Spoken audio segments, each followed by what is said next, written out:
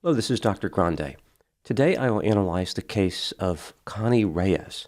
First I'll look at the background of this case, move to the timeline of the crime, then offer my analysis. Connie Reyes was born in 1932 and was raised outside Manila in the Philippines. In order to attend college to become a teacher, Connie moved to the United States. She taught at various schools in Kenosha, Wisconsin. In the late 1960s, Connie decided to change careers.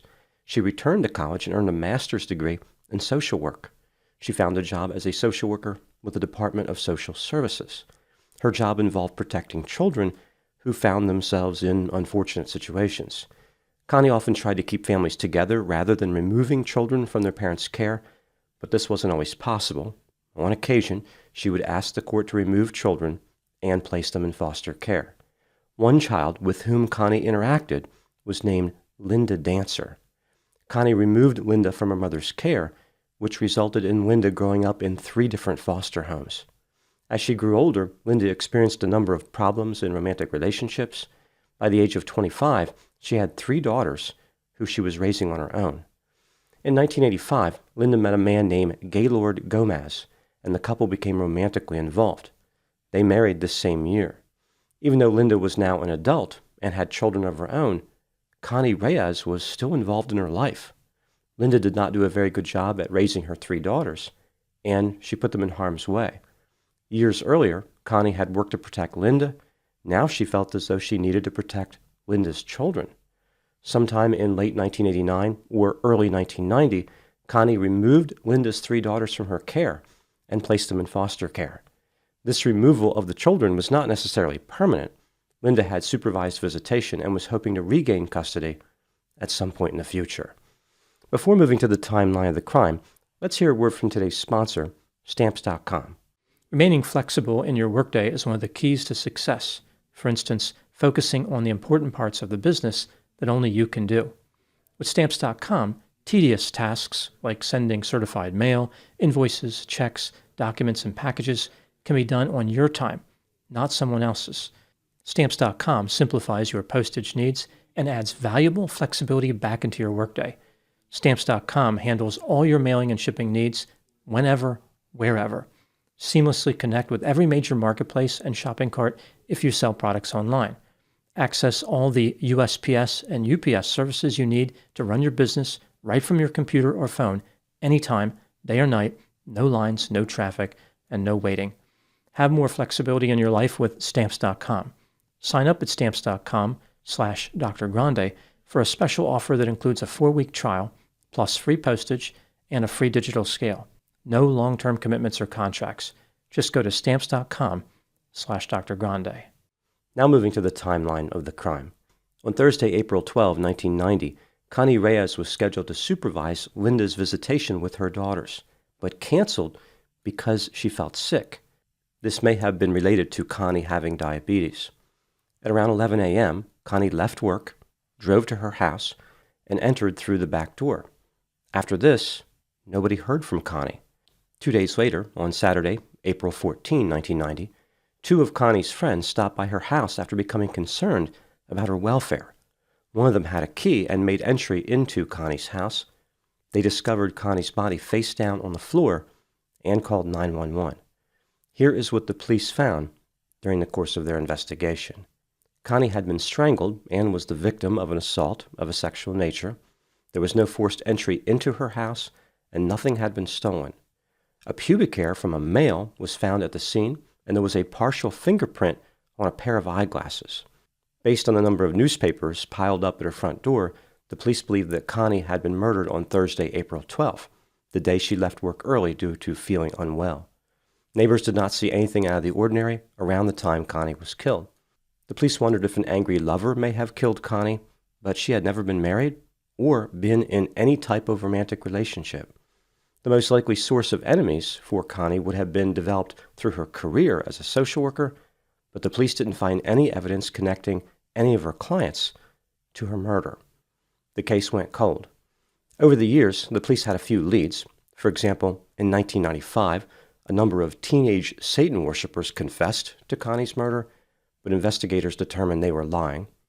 The police identified a man who said that he forced his way into Connie's house on the weekend that she was murdered, he was angry at Connie because she would not help him learn how to read. The man seemed like a good potential suspect, but his family hired an attorney, and he stopped talking to the police. The man had mental health symptoms, and investigators were not convinced that he killed Connie. They continued to look for other potential suspects.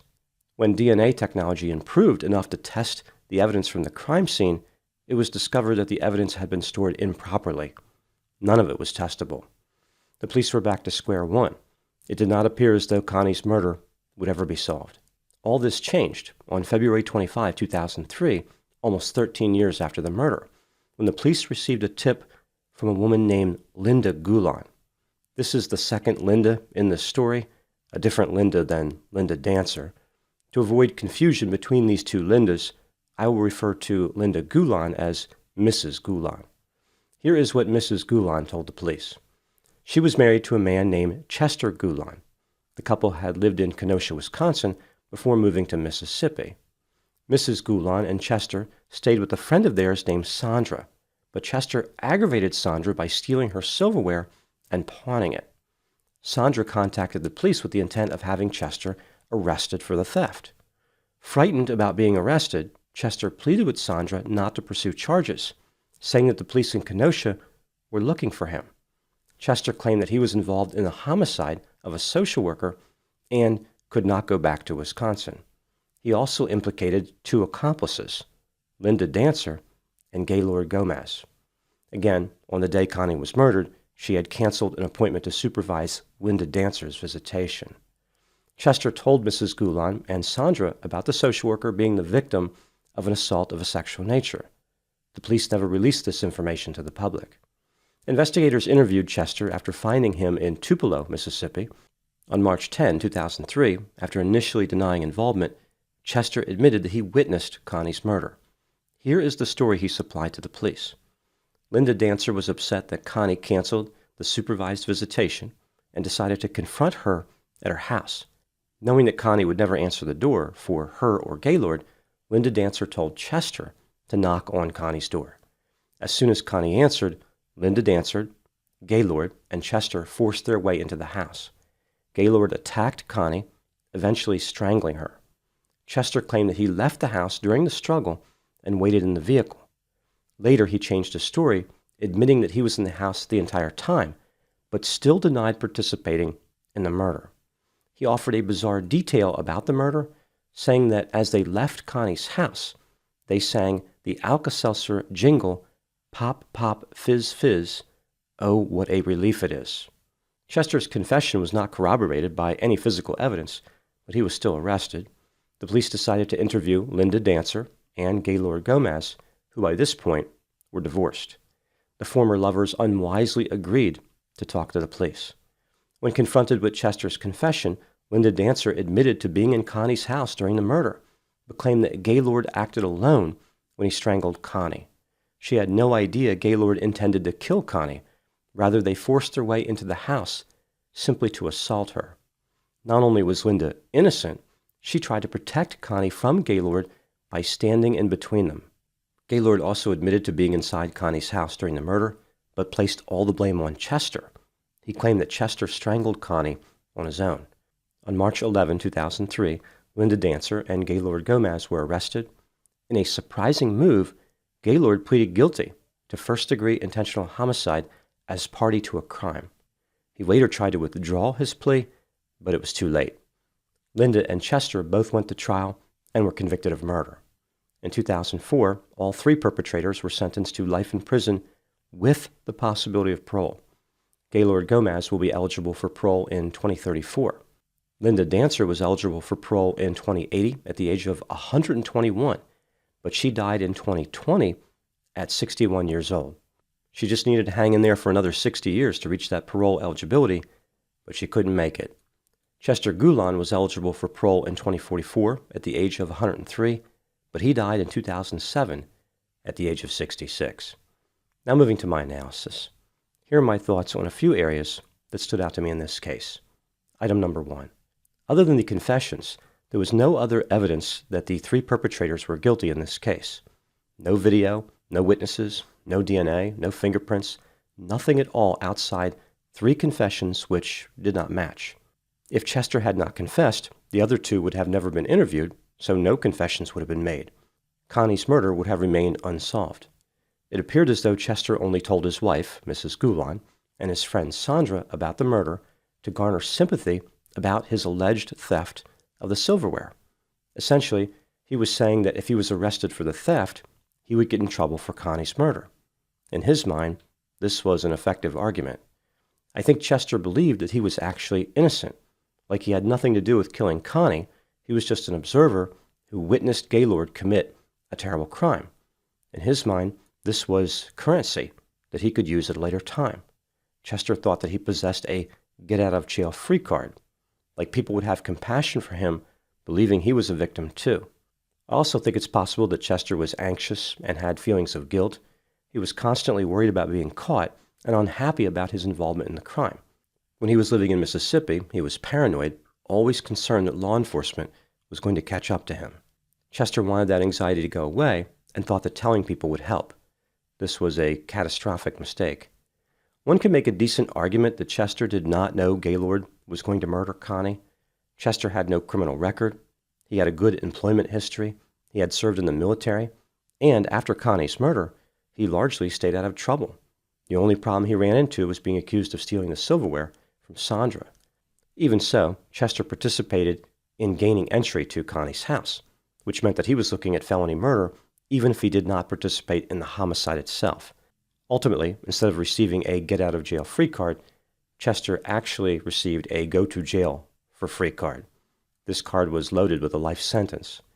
As far as Gaylord, I think he confessed because he believed he could convince the police that Chester was the killer. He may not have realized that Linda pointed the finger at him. In Gaylord's final version of his story, he admitted that he was the one who strangled Connie, but claimed it was an accident. Gaylord was trying to grab Linda and accidentally strangled Connie instead. He was talking about strangulation like it was a gunshot, almost as if he aimed his strangulation at the wrong target and it accidentally discharged. This has to be one of the laziest lies in history to convince people that a homicide was unintentional.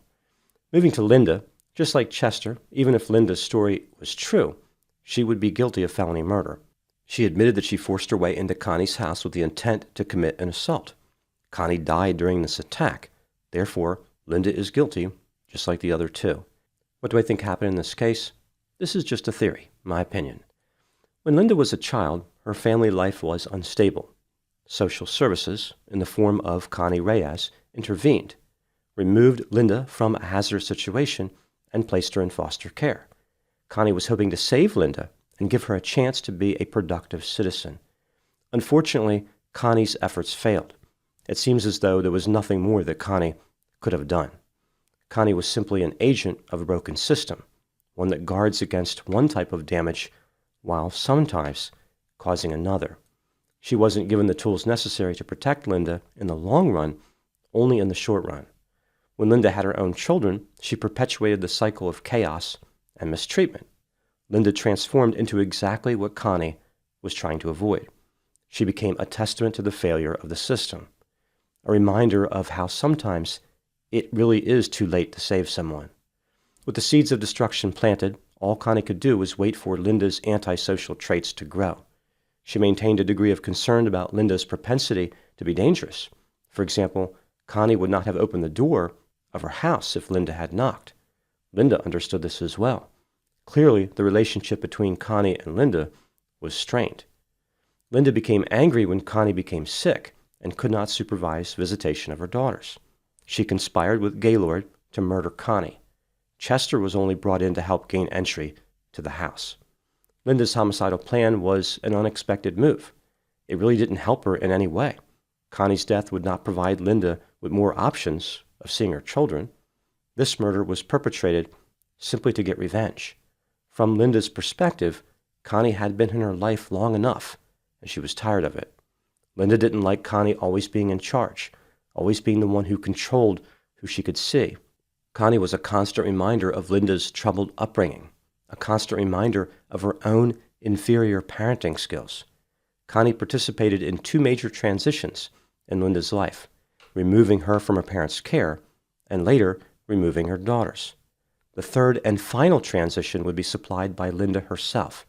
By committing murder, she made prison her new permanent placement. Those are my thoughts on the case of Connie Reyes. Thank you so much for watching.